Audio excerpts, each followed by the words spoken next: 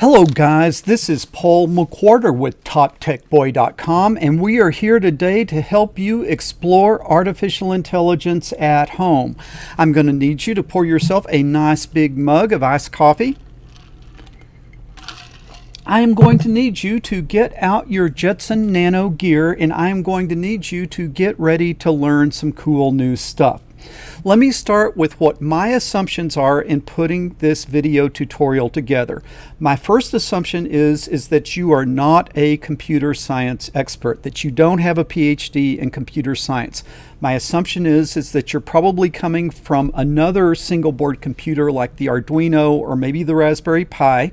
My assumption is that you watched my last video, which was the fundamentals of Linux. So at this point, you know your way around the Linux terminal. And then today, what I'm going to teach you are some of the basics of Python. Now, why are we doing this? Because way too many of you guys that are getting these single board computers get them, run out and run someone else's demo program or type in commands that you found on the internet and then get the board to do something really cool. But then you guys are clueless as far as how to go out and develop something on your own or put your own ideas into effect. And so you've really got to have some foundational knowledge to go beyond just running other people's programs. And what we sort of figured out is the two fundamentals that you really need to understand are how to work your way around the Linux terminal. That was the last video, and then today's video is the basics of Python. Now with those two things, you have the foundation that you can go out and start doing the learning that would allow you to do artificial intelligence at home on your own. Hey, you want to see some cool stuff I'm doing just to sort of show you where I'm going with Python? Let me show you a program that I was working on today, and I won't really go over the program other than just to show you that it is 37 lines long, which means you could write this program in an hour, and it really draws on a lot of the different stuff that I'm going to be teaching you today. And what does it do? And again, I wrote this program from scratch, and what it does is I have trained through transfer learning a deep neural network to recognize single board computers. So you can see we have a live video here. And boom, it recognizes that board as the Raspberry Pi Zero. Now I can come over here and I can move that and put this one there. Shazam! Look at that. Recognizes it as the Arduino Uno. I can come in and put this one here, and it recognizes that as the Arduino Nano. And you see you can kind of put it at different angles, and it still recognizes it. And then for the big finish, we come in, and boom, it recognizes that as the Raspberry Pi 3. And so this is what you can do with a Jetson Nano in 37 lines of code. And this wasn't like I downloaded someone's program or I downloaded someone's model. I used the NVIDIA inference libraries. I retrained the models for single board computers, and now I can recognize single board computers. Okay, I like to live dangerously. I'm going to see if I can move this over here and look at the Nano and see if it can recognize it. It is reading it as the Jetson Xavier. There it is. It sees it as the Nano. And then I've got an Xavier over here, but it is under so much junk. Yeah, it recognizes it as the Jetson Xavier. There it is. Okay, so that is pretty darn good for a new guy to all of this stuff to be, writing 37 lines of code that will be a individually trained deep neural network through transfer learning. So why do I show you that? I show you that because we can take you to the point that you can do this on your own. I did this on my own. We can get you to the point that you're doing this on your own. But to get there, you need to understand Linux, the last video that we did, and you need to understand Python. So I am going to get this nonsense out of the way, and we're actually going to start, instead of looking at what I did, we're going to start actually teaching you. So I will get all of this out of your way, and what I am going to need you to do is open up a terminal. All right, we learned how to do that last week. You right mouse click and then you say open terminal. And then I am going to get out of your way here. Okay, that is not what I want. I am going to get out of your way, and we're going to jump in and we're going to start learning Python.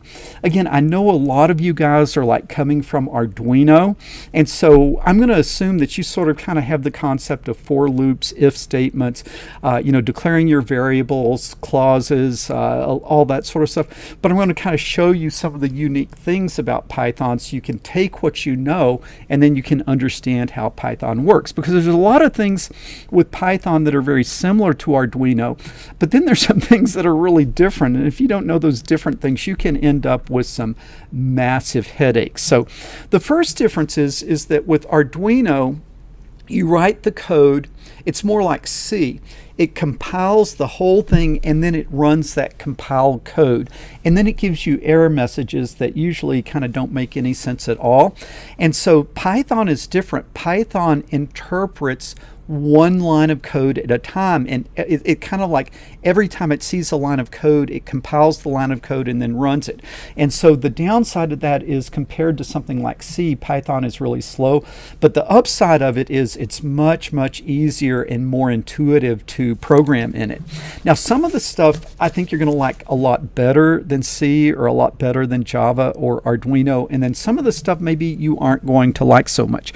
But let's just jump in and kind of show you that first of all, Python is execution ready and you can just do one line of code at a time.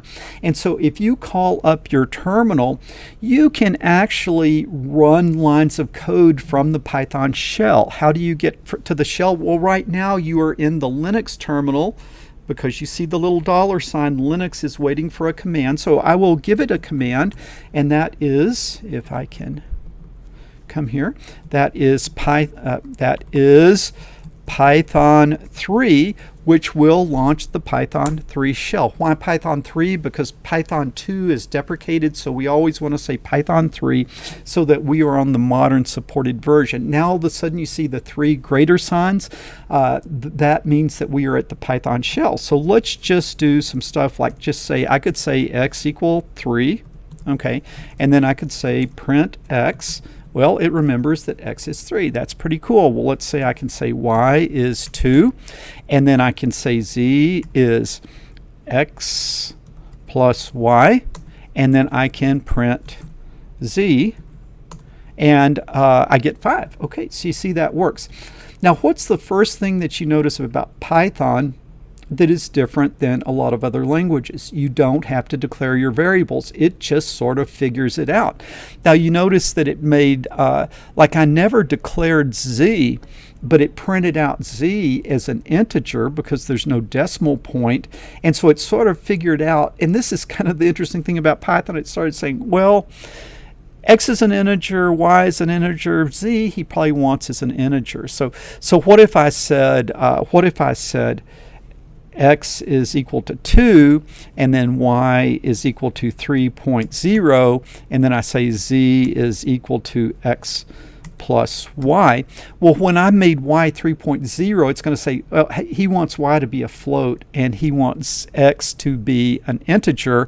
And so when I say z is x plus y, and then I say print z, you see, it's got to kind of figure it out, and it says, well, one of them's a float, so I better make everything a float. But you see what this means is Python is kind of figuring out things on variable types, and you can sort of get in trouble with that. Another one is like if I said z is equal to, if I did this in Arduino, if I said z is equal to 2 divided by 3, Arduino is going to make z 0 because it's going to say integer 2 divided by integer 3 is the integer 0, because I can't give a decimal, so it's going to give you 0. But here, the interesting thing is what Python does is it says, well, an integer divided by an integer, maybe it's an integer, but I better go ahead and make it a float. Okay, so you see, it's you got to be careful with your variable types in Python because it gives you enough rope that you can hang yourself. So I usually try to kind of force it. So like I would say x is equal to 2.0, y is equal to 3.0, and z is equal to x divided by y, and then I can print z. And then you see, as I'm forcing things to be floats, it leaves less ambiguity in the whole thing. So that's kind of something to keep in mind. Now the other thing, I guess the other big difference between Python and Arduino is that in Arduino or Java type languages, your clauses or your groups of code is like an open curly and a closed curly, and anything between the open curly and the closed curly is that clause, whether it's a for loop or an if statement or a while loop or whatever. The clause is within those curly brackets. Now that's real clean. That to me is a real clean way to do it. The way Python does that is it keeps track of clauses through indentation. And the hard thing with that is sometimes you can end up with problems about the difference between a tab 4 spaces versus 4 spaces on the key on the space bar. And so you can kind of get in a little bit of trouble if you're not really careful with that indentation. And so just understand that indentation is very, very important in Python, and you've got to do it very, very carefully. Okay. The other really neat thing about Python is very, very powerful when it comes to arrays. Okay, it's very powerful when it comes to arrays. So I could say x is equal to the array, and then I could make it 1, 2, 3, 4, and then like that. And then if I say print x like that, then it prints the array 1, 2, 3, 4. Well, I can index that really easy. So I could say like print x and then print x of 1. Okay, so I want to print the first element of x. What do you predict that this is going to do? Okay, if you predicted a 1, you were wrong, because the 1 is not the first element of the array, it is the 0th element of the array. And so in Python, you think like programmers, where you start counting at 0 instead of counting like normal people who would start counting at 1.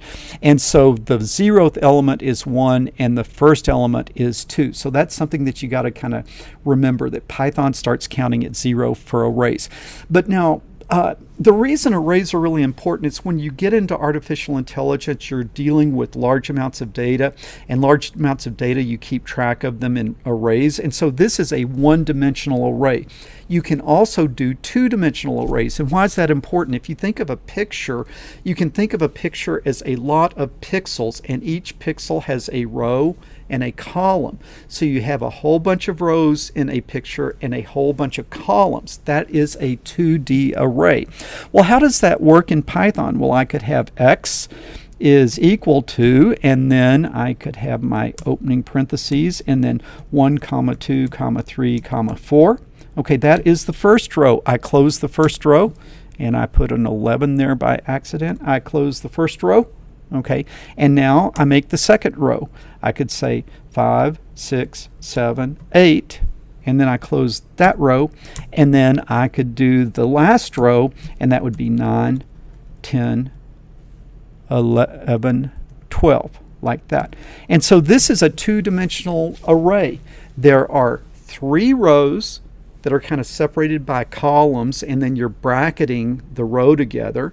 There are 3 rows and there are 4 columns. Okay, and then if I put that in, and now I say print x, okay, it prints that out: row 1, row 2, row 3, row 4. Well, what I could do is I could say print the first row. Oh, we start with 0, so I could say print x, and then I could print the 0th row. I just should not have there. I could print the 0th row like that, and what I get is 1, 2, 3, 4. I could print row 1, which is really the second row, and I get 5, 6, 7, 8. So you see, I can index a given row. I can then also index an element in a row. So what I could say is I want row 1, and then what I want is element 1. Element 1. So what is that going to be? Row 1, element 1. Can you guess what that is going to be? It's going to be 6, because the 5, 6, 7, 8 is the row 1 comes after row 0. It's row 1. And then 5 is the 0th element of that row, the 0th column. And then 6 is the first column. Okay, so 6 is the element x1, 1. So you see, I can have an array and then I can index it. Now, if this was a picture, you know, what we would have in there is we would probably have a number between like 0 and 255, so sort of like a range. Or it could be RGB, where at each point we could have 3 numbers, the R value, the G value, and the B value. So we would have a multidimensional array where you have a row, you have a column. At the intersection of the row and the column, you have 3 numbers, a number for R, comma G, comma B. And so you could index not just the pixel, but then the red value, the green value, and the blue value of the pixel. And so arrays, as we get into artificial intelligence, are super important. And this is just a quick tutorial of letting you kind of see that you think in terms of rows and columns, and it's a 2-dimensional array, and you can index a whole row or you can index any given pixel that you want. So that is a quick primer there. You can also, and this is kind of important, and this was really sort of counterintuitive to me. Like, I come back from way back in the days of Fortran, where you have like for j equal 1 to 10, you know, in steps of 1, something like that. So I think of a for loop in terms of I and j are integers, and I step through those integers. It's just the way that I was brought up. But the interesting thing with Python is I could make my array, I could make it apple, orange, and banana, like that.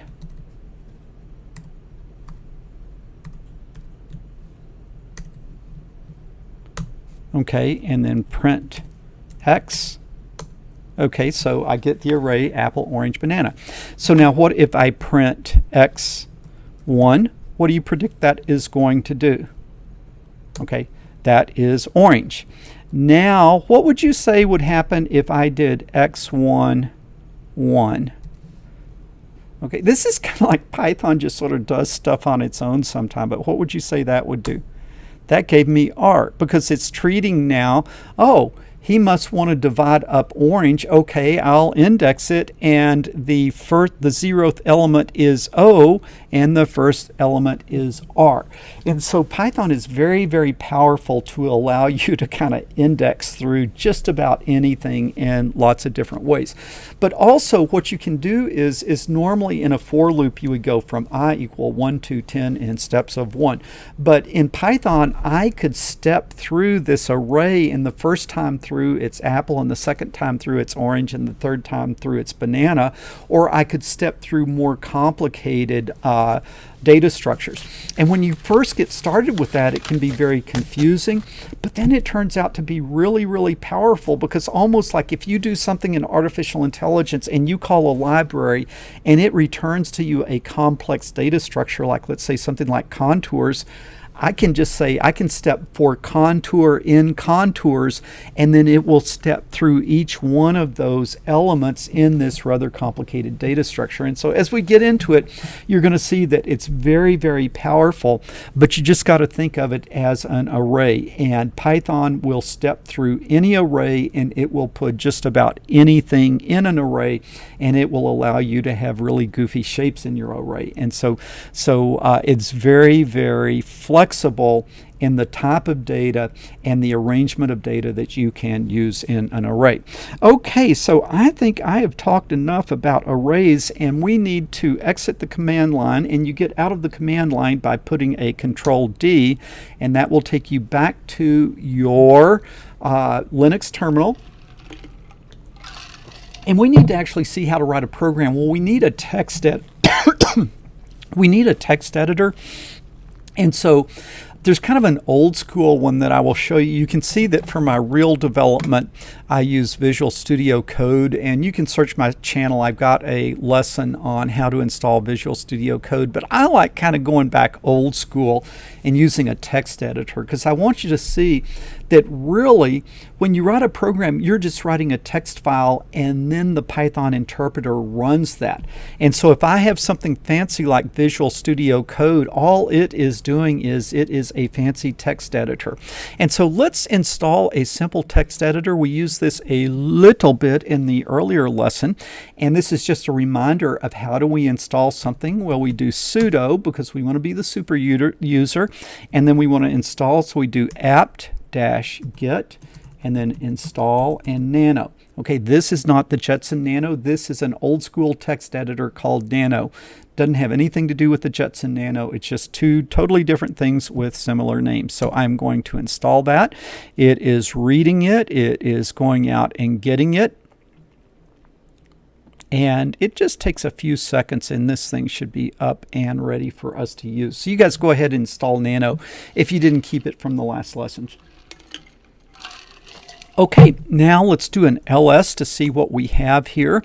We've got our standard folders here inside. Oh, I shouldn't say folders, directories. I'm trying to break the habit of saying folders. We're Linux guys. These are directories. We're not Windows guys. Okay, so I'm going to make a directory, so mkdir, and I'm going to call it Python files, like that. Okay, now if I do an ls, there is Python files, so now I'm going to cd down into Python files. And if I work in this, I won't have to worry about paths, just whatever I save will be saved into this folder. So now I'm going to write my first simple program, and I think what we will do is I will just say nano, and then my nums, and then .py.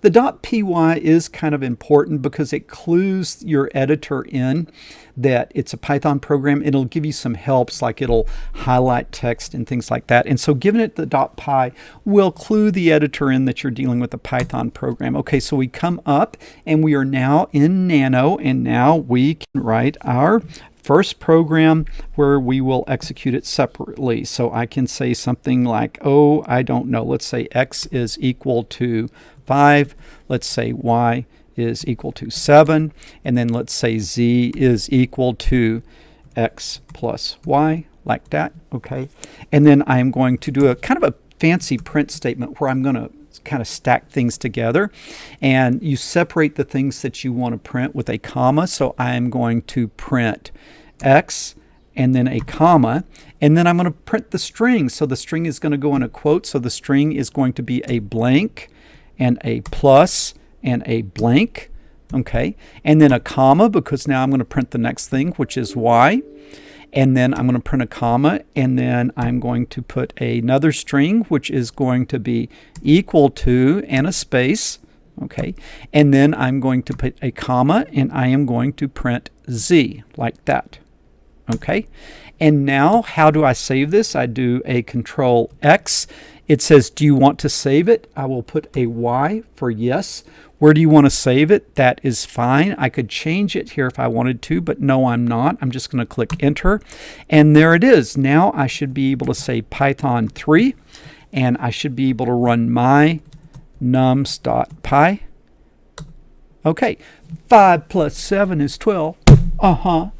All right, so we wrote our first simple program. Let's come back up here and let's nano it again. I'm hitting the up key to get my old commands back to save time. That's a little pro tip there. Okay, so that is kind of neat. What we could also come down here and say, we could say print, and we could print that's all folks, like that. Okay, and this shouldn't surprise you. I put it in quotes, so it's a string, right? And so I can Control X, yes, and then I can up, and Python 3 nums.py, and 5 plus 7 is 12, and it prints the literal string, that's all folks. All right, so now what I could do is I could come back up here, and instead of that, up here at the top, I could say that message, MSG, is equal to that's all folks, like that. And then I could come down here and I could print MSG MSG. Okay, now I want you guys to look at this and I want you to tell me what this is going to print. Okay, in your mind, think, what is this going to print? Look at it carefully. Okay, so it printed MSG. Okay, did you catch that? All right, why did it do that? Because I put MSG in quotes, so it printed the literal string MSG, not the variable MSG. If I put it like this, MSG, the variable MSG, it's going to print a string, but it's the string that belongs to the variable MSG. Again, you got to kind of think about data types and what you are dealing with here. So let's Control X, yes, and then let's up, and Python 3, there. 5 plus 7 is 12. That is all, folks. Okay, so that is pretty good. All right, let's look at one other thing, kind of another thing that's pretty useful here. Let's say that we had X is 5 and Y is 7, and Z is X divided by Y. X divided by Y, and then here we would put a divide sign just so the formatting is right, and now we are going to Control X, Y, yes, and then we're going to run that. Okay, and so it says 5 divided by 7 is 0.71428571428571443. A little bit annoying, isn't it? And so one of the first things you want to do, like, you know, we're going to be out, like, you remember that program I just showed you where we were calculating frames per second? You want to see frames per second in something that's easy to read. You don't want 14 decimal places. So what you can do is when you are doing a print like this, what you can do is you can say round, and I am going to round Z to 2 places. Now I'm going to close my round and then close my print. That looks good. Control X, yes. All right, then we're going to come up and Python 3 num2. Look at that. 5 divided by 7 is 0.71. That's really cool. Okay, that makes it a lot easier and a lot more readable to be able to round off your floating point numbers. And that is something I find I need to do a lot of times. Also, I guess that what you could say is you could say W equals round of Z comma 2, like that. And then you could come down here and you could just print W like that. So you see you can actually assign it to a variable. Let's try that. Okay, we got the expected results just like we wanted. So I think that is pretty cool. Okay, so let's come up with another one. And I think that what we want to do now is we want to look at conditionals, okay? Because conditionals are if statements, and we got to kind of see how if statements work. What I want to do is I want to do if statements, I want to do for loops, and I want to do arrays today. So if, for, while, and arrays, all right? And so we are well into this thing. You guys are doing great. You are doing great, but let's do let's do a nano, and it'll be a new one, conditional.py, like that. All right, and so now what I am going to do is no. Okay, what I'm going to do is I'm going to do input. So user input, like that. All right, and so now what I'm going to do is, how do you get input from the user? Because that's something fundamental that you are always going to do. And so what I could say is X is equal to input, and then inside of this I will put the prompt, what is your number, like that. Okay, input, what is your number? Let me say, what is your first number? Okay, and then Y is equal to input, what is your second number, like that, and then print your first number is.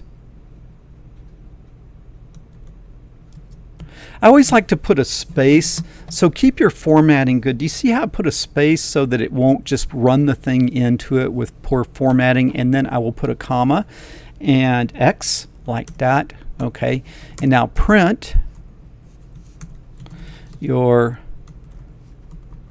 second number is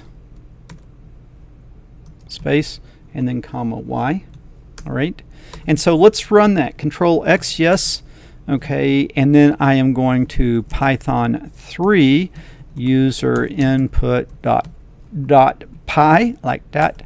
Okay. Ooh, what happened? Oh, denied nano user input. That looks, I didn't get that first quote in. There we go. Control X, yes, enter. Were you guys yelling at me for that? Okay, Python 3 user input. What is your first number? My first number is 2. I thought I put a space in there. That is very poor form. We'll fix that in a minute. Your second number is 3. Okay, and it says your first number is 2, your second number is 3. All right, I put the space in when I printed, but in asking I didn't put it in. So what I need here is over here, I need to put in a space so that when you type in your answer, it's not jammed up against the question. So that will be much better. Control X, yes. And you really want to format your code nicely. Make your code look good when it's interacting with the user. All right, Python 3. Okay, first number is 3, second number is 2. Okay, and that looks good. Okay, so now let's go in and let's do a little bit more. So we're going to nano this. Okay, now what we're going to do is we're going to say z is equal to x plus y. Okay, and then I'm going to print your sum is, and then a comma, and I'm going to print z. All right, now I want you guys to think through this. Okay, you're going to input x as 3, you're going to input y as 2, and then you're going to say z is x plus y, and then you're going to print z. Okay, write down what this is going to do. Okay, write down what this is going to do and tell me. All right, so what's it going to do? I'm going to, I nanoed it instead of Python 3ing it. There we go. Okay, my first number is 3. Okay, my second number is 2. What is it going to do when I press enter? What is it going to do when I press enter?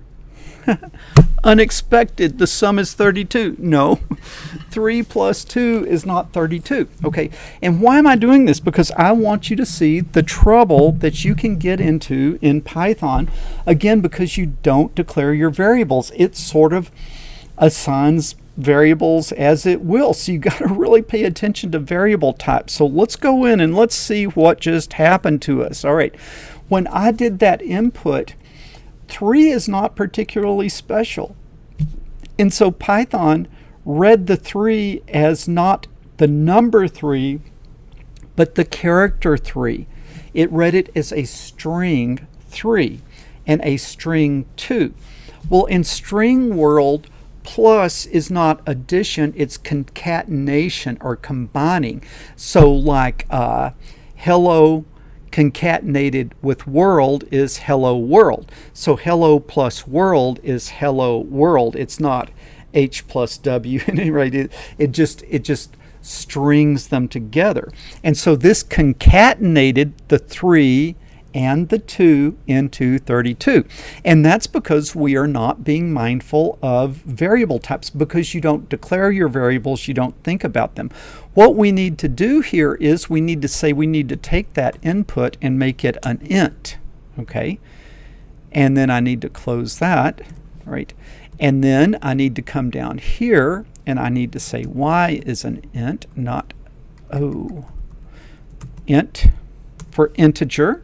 Integers are your round numbers, and we go like that. Okay, control X, yes, and then we're going to Python this thing. Your first number is 3, your second number is 3, Boom, 3 plus 2 is 5. Okay, now this seems really simple, but man, if I do it in a simple little program like this, it's really clear. But when you get in the middle of a big, ugly, hairy problem, and you ended up with a string when you thought you had an integer, life just goes really bad, because sometimes that might be a parameter that you're passing to another program, and you thought you were passing it the int 3, but you were passing it the string 3, and then the program crashes, and you go crazy because it's hard to debug, because you're looking, okay, well, I'm going to print X, and it prints it as a 3. And you say, it's 3, what's wrong? Well, it's the character 3. It's not the string. I mean, it's the character 3 or the string 3. It is not the number 3. So you got to be really careful in Python to be very mindful of what type of data, the data type of your variables. Okay, so let's see here. Okay, so that was user input. When you do your user input, make it what you want. Okay, so you could make it a float. Let's try that. Okay, let's do one more and then we'll move on. All right, I could, instead of an int, I could make this a float, and then I could make this a float. Floating point is if in the math world, that's a real number. Okay, so it's the in-between numbers. Okay, so now let's do it, and we say 3. And we say 2, and look, now your sum is 5.0. Now there's a big difference between 5 and 5.0. 5 is an integer, 5.0 is a float, and things go really, really different sometimes between integers and floats. So even that, you've got to keep track of, are you using integer math, or are you using floating math? All right, because it can cause differences later on. So one of the tips of being successful in Python is be very mindful of your data types and your variable types, because it is easy to get in trouble. Okay, so we have done user input. Let's move on to conditionals. And so I'm going to nano, and I'm going to say conditionals.py, cond.py. Like that, and then what I'm going to say is, let's say x is equal to, and we're going to be smart, we'll go ahead and make it let me make it an int. Okay, and I'm going to say int of input of please enter, you notice how I'm polite, I say please enter your number of interest. Which number are you interested in? I'm going to put a space so the answer doesn't run into the question, and then I'm going to close out that prompt. I'm going to close the input, and I'm going to close the int. Okay, and now the first thing we can do is just say print x. There should be nothing unexpected here. All right, so we will Python 3 now. Python 3. Okay, my number of interest is 3, and there's 3, and it's an int. Okay, nothing all that surprising there. So now let's come back, and now let's get into conditionals. All right, so now what I'm going to say is, and you're going to see how to do conditionals now, and they are very similar to Arduino, but some things a little bit different. So I'm going to say if, and then what am I going to say? If x, the number, is greater than 0, okay, then now this is what you see. I begin the clause with a colon, and I keep track of the clause with indentation. And so now, because we use the .py when we open Nano, it knows it's a Python program, and so when I click enter, I lied. I thought it was going to give me a tab, but it didn't, but I'll put the tab in. Okay, if x is greater than 0, then print I'm going to be kind of fancy. I'm going to say the number and space, and then x, and then space is a positive number like that. Okay, now what I could also do is I could say if. Now you notice that as long as you are indented, that is the if clause. as soon as you stop the indent, then that is the first statement after the if clause. So now I'm going to say if x is less than 0, then what are we going to have? We are going to have to tab again, and then I'm going to say print the number space x space is a, I missed a space there somehow, is a, I really messed up. What did I do? Okay, x space is a negative number. Okay, and then what we can say is if x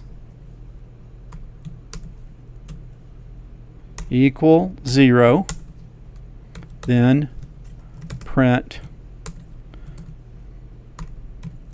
your number is 0. Okay, now why did I say that? You know, people actually argue about whether 0 is a positive or negative number, and so they can't argue with me because I avoid the question. I say your number is 0, and so I don't even get into that debate. Okay, I have an error in my code, and can anybody tell me what the error is? And the reason I ask you, because this is like one of the most common errors that I run into that either I make or other people make, and it is one of the most difficult one.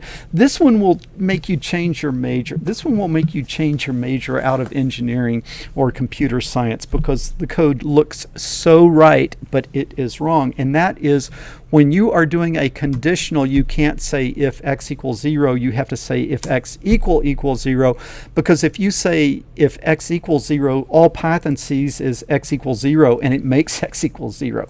If you say equal, it's a question. If you say x equals 0, you're making it 0, and that is a nasty problem. All right, so let's so we have 3 different if statements, and then we will print again, just to be complete, MSG. Okay, and then we'll set MSG up here. MSG is equal to, that's all, folks, like that. All right, so let's control X, yes, enter. I think we did this well enough that it's going to run. Okay, I really think it's going to run. Okay, my number of interest is 2. 2 is a positive number. Okay, minus 26. Minus 26 is a negative number. Let's run it again. Okay, 0. Your number is 0. Okay, so we've got if statements in the bag. Okay, in the bag.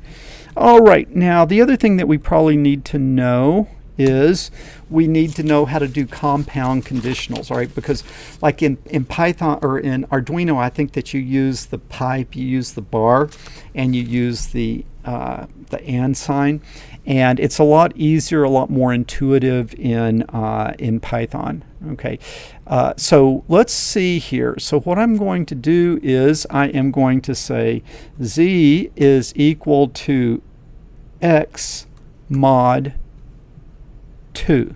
All right. Now, what is that crazy mod? That is like the remainder.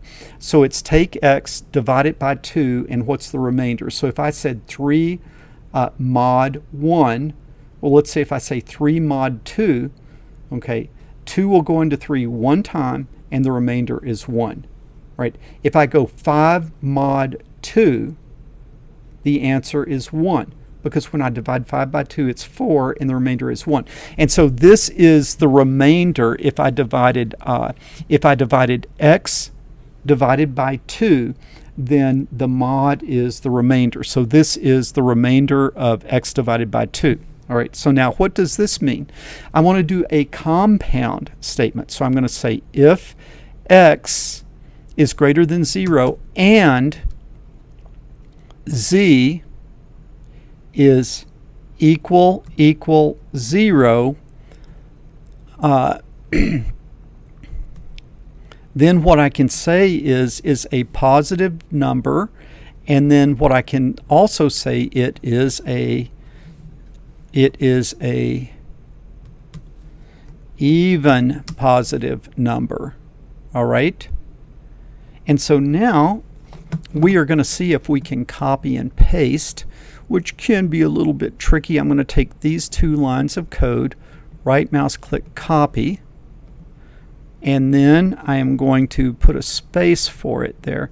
Nano is not very sophisticated, so now to paste, I've got to get right in the right spot, and then I have to right mouse click and paste. And so now I say if x is greater than 0.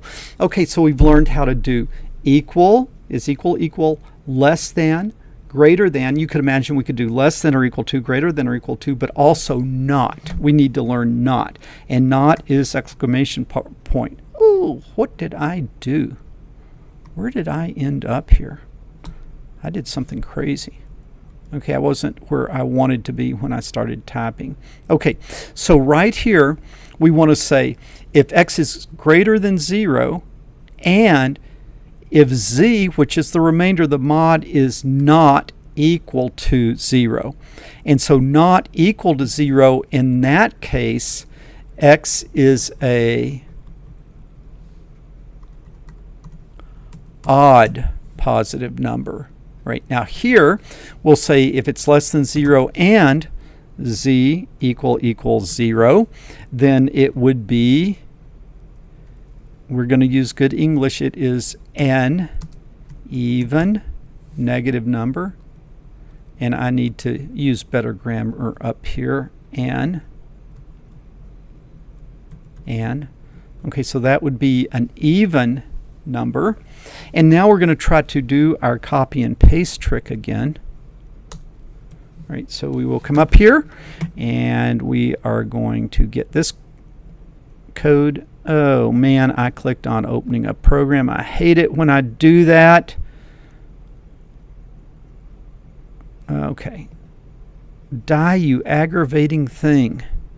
It's like, how many times, how many different ways am I going to have to kill this? All right, we'll be more careful not to do that again. Okay, so now I'm going to copy it again just to be safe. Control C. And now I'm going to come here and I'm going to right mouse click and I am going to paste. All right, so now we have x is less than 0 and z is not equal. Oh man, you see, this is the problem. You can't put the cursor with the mouse. You have to get the cursor with the arrow key, and that's what happened to me before. It's a very crude text editor, but we're going old school today, right? Okay, so now that looks good, and then we're still not going to argue about whether 0 is even or odd or positive or negative. So Control X, yes, enter. And now we're going to run this and we're going to say, please enter your number. 3 is an odd positive number. 4 is an even positive number.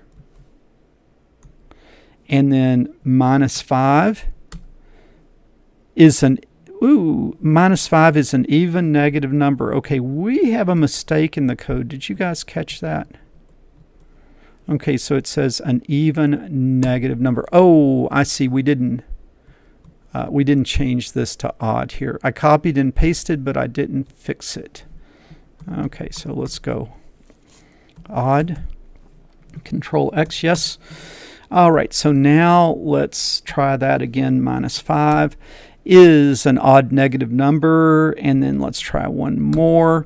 We'll say -2 is an even negative number, and then we will try 0 just for fun, and your number is 0. Okay, guys, so now you see how to do conditionals. We did conditionals and we did compound conditionals. Okay, we did conditionals, compound. You have less than or equal to, greater than or equal to, you have equal, you have not equal, and those are your kind of big ones. That will be 90% of the conditionals that you will be doing. Okay, so we did conditionals, and so now I think we are ready to begin looping. We are ready to begin looping. And so I'm going to do nano, and I'll do loops.py like that. Okay, so let's just do the simplest possible for loop. So I'm going to say for, Okay, and you're going to say I is your index, and then n for I, n, and then you're going to do a range command, and that range is going to be from 1 to 11, and steps of 1, like that. And then you start the clause like an if statement with a colon, and then you are in that clause, in that for loop, as long as you are tabbed over. And so what I'm just going to do is say print, we are on loop, comma, I, like that. Okay, and so now let's go control. All right, now tell me what this is going to do. This is going to print which numbers? Tell me exactly which numbers this is going to print. All right. Okay, so I'm going to control X, yes. All right, so now we will Python 3 loops.py. Okay, loop 1 through 10. Unexpected result again. Okay, unexpected result. And this one kind of annoys me a little bit because I said start at 1 and go to 11 in steps of 1. And the thing is, it loops as long as the index is less than the end one. When the index, when I goes to 11, oops, I'm done, it's equal to, it's got to be less than. So you see, it always stops 1 before the end one. Now, there was a crazy rationale for them doing this because they think, well, if you start at 0 and then 11, you would really want to stop at 10, and therefore we'll always stop 1 early because programmers are always going to start at 0, and therefore it will do the right number of loops. And so it's kind of a crazy thing like that, but it really annoys me because I want to go 1 to 11 in steps of 1. All right, so that annoys me. And so if I really wanted to go to 11, I would have to go to 12, and I do not like that at all. Okay, so there I went to 11 because I put 12. All right, so let's look at another one. Let's say that I could do Python, I could do Nano, and what you could imagine is I could start at 2, and then I could step by 2, and then I could say, this would be the even numbers between 2 and 12, so I'm going to control X, yes, all right, and then I will run it. Okay, and so I got 2, 4, 6, 8, 10. But again, it didn't go to 12. It stopped 2 before 12 at 10, the last even number. So you see, this really, I don't like the range command because to me it is kind of confusing. So let's come in and let's play around with this a little bit more. Let's also kind of just have a little fun here and say MSG is equal to, again, that's all folks, like that. And then after we come out of it, because I want you to see when you drop out of the loop, like if I come here and then say print MSG, okay, you guys tell me what this is going to do. What is this going to do? All right. You see, it prints that's all folks every time because that's all folks was indented. So that made it part of the clause. It did it every time. So then what we want to do is we will do it like that. Now what's going to happen?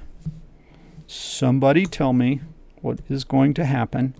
All right, it's going to go 2, 4, 6, 8, 10, and then say that's all folks. All right, let's see here. I think we could probably go 12 to 2 in steps of -2. Let's see if it'll do that. Control X, yes.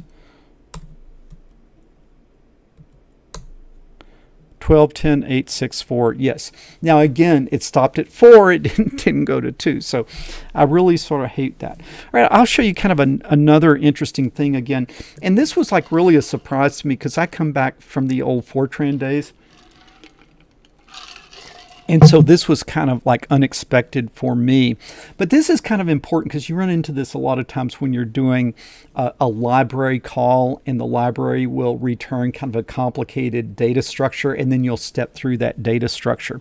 So let me sort of show you what I mean here. Let's say that I say that let me say that my return, something is returned to me, and what is returned to me is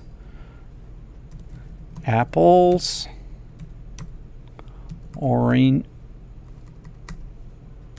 oranges. Notice I'm putting them in quotes to make them strings. And then bananas. Did I spell banana right? B-A-N-A-N. I don't know how to spell banana. Apples, oranges, and grapes. Okay. Yes. And so I got to close it with a square bracket, close it like that.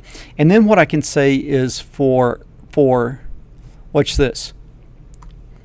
Watch this. This is what I want to call this fruits. This is an array fruits. Okay. And then I'm going to say for fruit in fruits.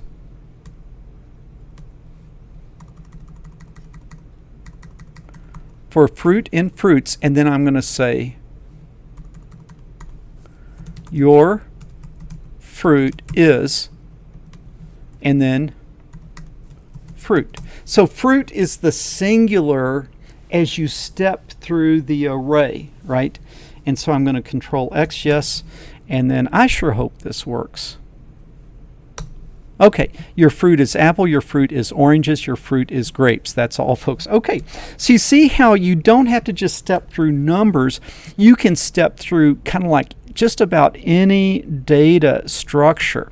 So I stepped through an array called fruits, and the first time through, fruit was the first one apples, the second time oranges, and the third time grapes. Okay, for fruit in fruits, print your fruit is fruit. All right, so that is kind of neat. So while I don't like the range function, I really like the ability to step through things other than numbers.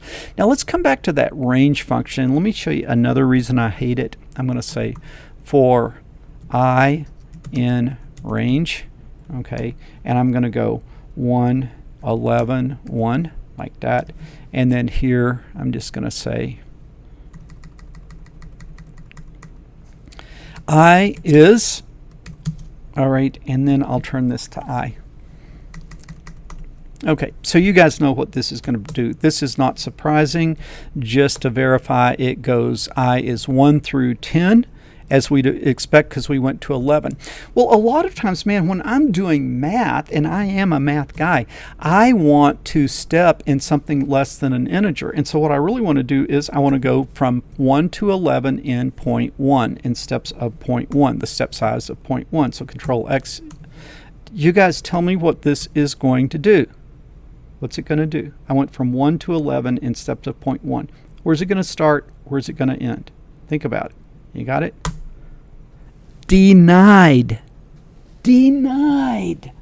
And that's why I hate the range function, because it will not accept a float here. You have to step in integer values. Okay, and so that, my friend, makes it fairly useless.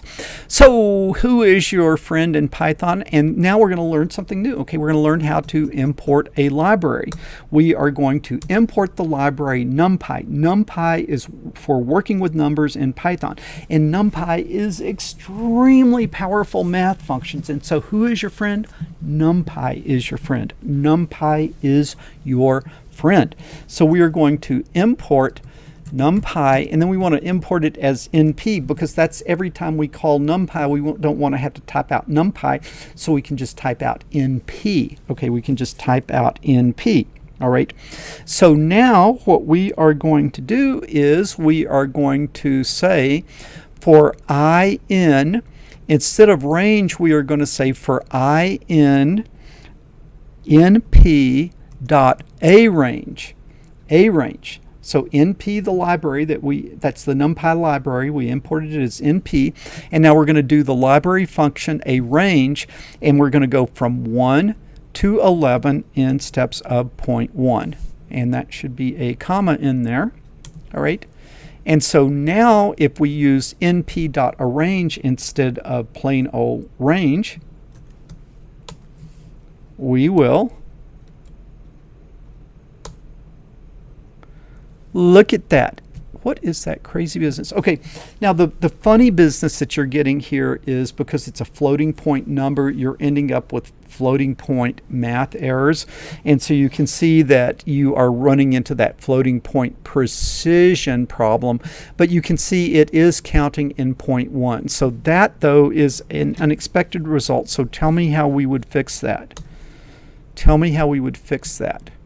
We would print round I to 2 decimals, like that. All right, and that'll take that little annoying float problem out of there, I do believe. Control X, yes.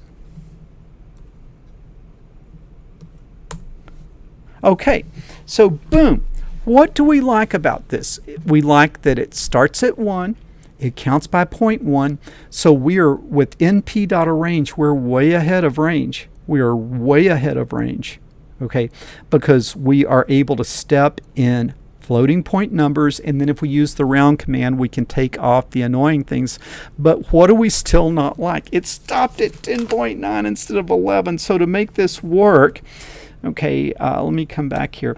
To make this work, we would need to go to 11.1 in steps of 0.1, and then it should go to X. And so it seems like NumPy arrange inherited this annoying thing from the normal range. And so Control X, yes, and let's run that, and let's see if we can get her all the way up to 11.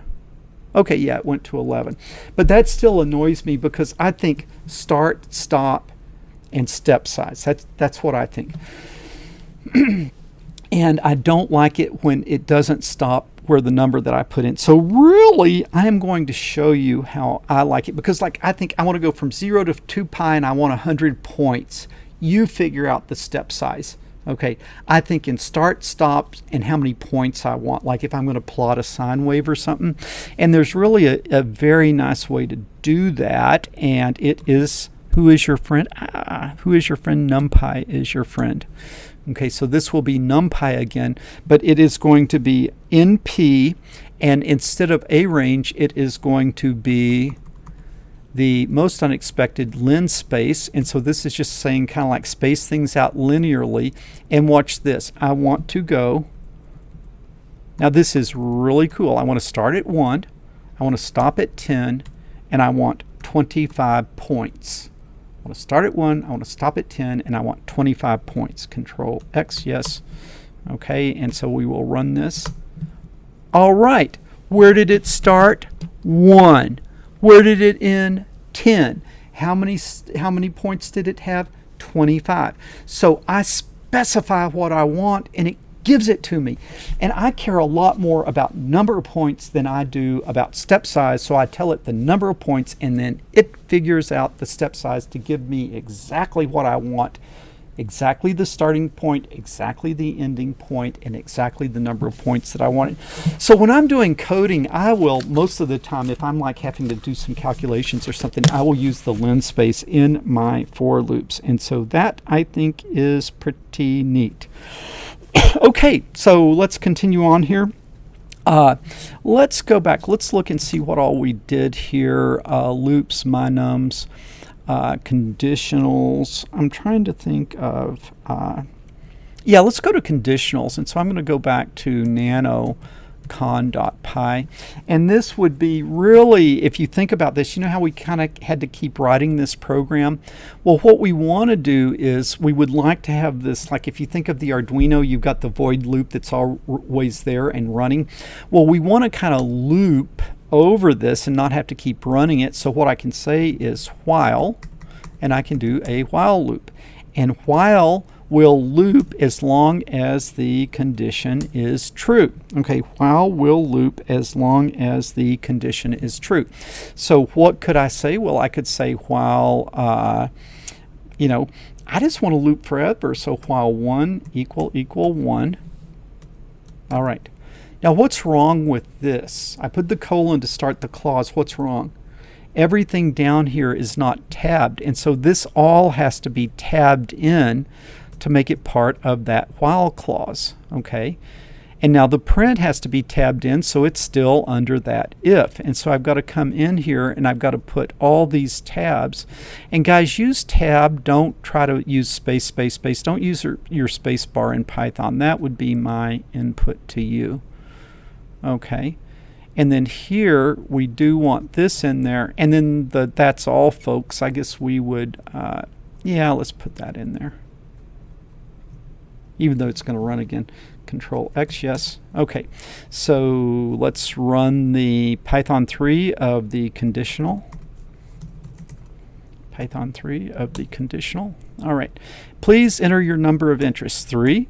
3 is positive, is an odd positive number. 2 is an even positive number. 7 is an odd positive number. Minus 3 is an odd negative number. Minus 84 is an even negative number, and 0 is 0. So you see, we can just keep running there.